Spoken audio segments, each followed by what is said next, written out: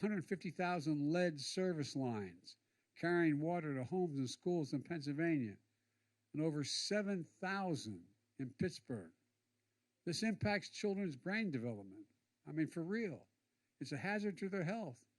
You can't have this in Pennsylvania. We can't have this anywhere in America. Now Pennsylvania is going to get $87 million to replace these lead pipes because every person, every child in this country should have access to clean, safe drinking water. And by the way, these projects are going to create good-paying, mostly union jobs. That's because I made sure the overwhelming majority of the funds in this infrastructure law are subject to Davis-Bacon prevailing wage requirements. I said when I ran, we're going to build a country from the bottom up and the middle out, not the top down. When the middle does well, the wealthy do very well. So this law is about more than rebuilding our infrastructure. It's about rebuilding the middle class, something John knows a lot about and talks a lot about. And let me tell you, I'm a proud Delawarean, but Pennsylvania is my native state. It's in my heart. I can't tell you how much it means to me to be part of rebuilding this beautiful state. My grandfather, Finney from Scranton, would really be proud of me right now. No, I'm not joking, he would. By the way, he's an All-American football player, John, in Santa Clara. You know, I started my campaign for president here in Pittsburgh because there's no better place to talk about rebuilding the backbone of America, the middle class. After I accepted my party's nomination, Pittsburgh was my first major stop. It's here that I laid out my vision for building a better America with better pay and dignity for working people, people who built this country. My dad used to say everybody should be treated with dignity no matter where they're from. Because here's what I know. For most of the last century, we led the world by a significant margin because we invested in our people, we invested in ourselves, we invested in our land. But along the way, we stopped doing that. But not anymore. We're back on track. When you see these projects in your neighborhoods, the cranes going up, shovels in the ground, I want you to feel the way I feel. Pride in what we can do when we work together. And that's what I mean when I say we're building a better America. And folks, let's get something straight.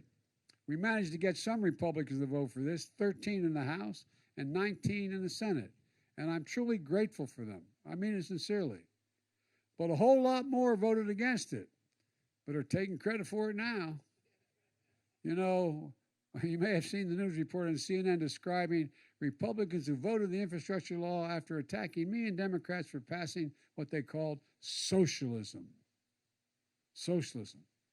Well, now they're quietly and privately sending me letters. Not a joke. My administration asked for money. Asked for that money, talking about how important the projects in their district are and for America. I've got to say, I was surprised to see there's so many socialists in the Republican caucus. But look, and I mean this sincerely, even if they voted against it, I promised when I ran I'd be president for all the American people, everyone. We're building a better America together, even in districts or congressmen voted against this. They're going to get the money. And one last thing. This is all being done without raising anyone's taxes a penny if you made less than $400 grand. And we did it while cutting the deficit in half this year, in half. Let me close with this. It's been a rough 4 or 5 years in this country. For a lot of families, it's still kind of tough.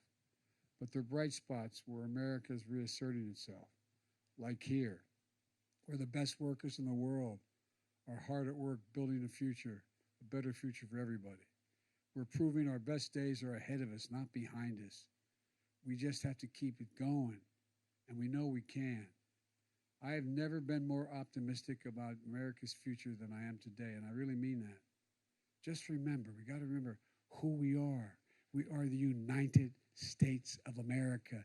There's nothing beyond our capacity if we work together, as this is an example of.